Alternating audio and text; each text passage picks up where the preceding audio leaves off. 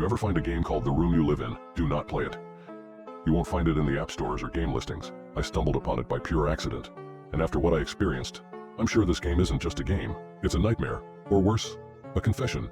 At first, it seemed harmless. A small indie horror game with decent ratings. Curious, I downloaded it. The game started simple. A blank room, dimly lit, with a single door at the far end. No tutorial, no background music, just silence.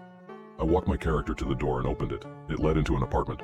At first, I thought it was just a generic layout, but then things got weird. The layout was too familiar. The couch, the rug, even the tiny coffee stain on the corner of the table.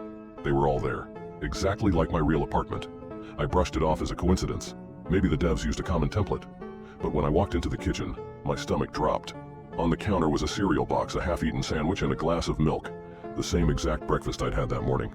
Every detail matched my real kitchen, down to the crack in the tile by the fridge. I paused the game and looked around my real kitchen. It was identical. No way. I kept playing. The bathroom was next. There, on the floor, was the same towel I'd tossed aside earlier. Even the toothpaste was in the same spot. At this point, I was freaked out. No webcam, no smart devices, nothing. How was this game copying my life? I turned it off and spent the rest of the night checking every inch of my apartment. No cameras, no bugs, no nothing. The next morning I tried to forget about it, but when I opened my laptop, the game had updated. It now had new features, new details. I launched it out of morbid curiosity. Now the game's version of my apartment was even more accurate. The dent in the corner of my desk, the exact placement of my keys, even the book I'd left open the night before. It was all there. I went to the forums to ask the developers what the hell was going on. Within an hour, my post was deleted. That night, there was another update. This time I hesitated before launching the game, but I had to know. The apartment looked the same as always.